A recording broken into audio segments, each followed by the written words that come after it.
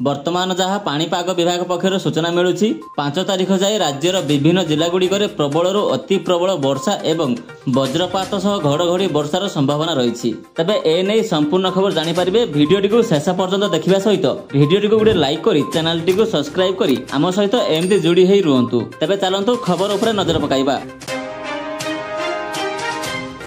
सूचना अनुसार उत्तर ओडिशा एवं एहार संलग्न पश्चिमबंग उत्तर बंगोपसागर निकटरे लघुचाप क्षेत्र सृष्टि होईछि। फल 5 तारिख जाए राज्यर विभिन्न जिलागुड़िक प्रबलरू अति प्रबल वर्षा एवं वज्रपात सह घड़घड़ी वर्षार संभावना रही। तेबे आज 3टी जिले में आंचलिक पाणीपाग केन्द्र पक्षरु ऑरेंज वार्निंग जारी करा जायछि। एही जिलागुड़िक हेला सुंदरगढ़, मयूरभंज एवं केन्दुझर। एही जिला मानकरे प्रबलरू अति प्रबल वर्षा होई पारे। सेहीपरि प्रबल वर्षा नहीं 6टी जिला को येलो वार्निंग जारी करा जायछि।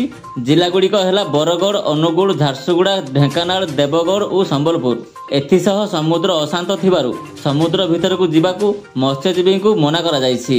एपटे विपद संकेत उपर सुवर्ण रेखा रही। सकाळ 6टा सुधा जलस्तर 10.39 मीटर प्रभावित हेउछि। भोगराई ब्लॉक 15टी पंचायत 30टी गाँ जलबंदी होईछि। बाह्य जगतर विच्छिन्न होईछि विभिन्न गाँ। तेबे यह थिला आजिर पाणीपागर संपूर्ण खबर। एमती आम सहित जोड़ी होई रहिबा पई भिडियोटी को लाइक करिया सहित चैनलटी को सब्सक्राइब करी पाखरे थिबा बेल आइकन को दबाई ऑल उपरे क्लिक करंतु। भिडियोटी संपूर्ण देखिथिबारु आपनको बहुत बहुत धन्यवाद।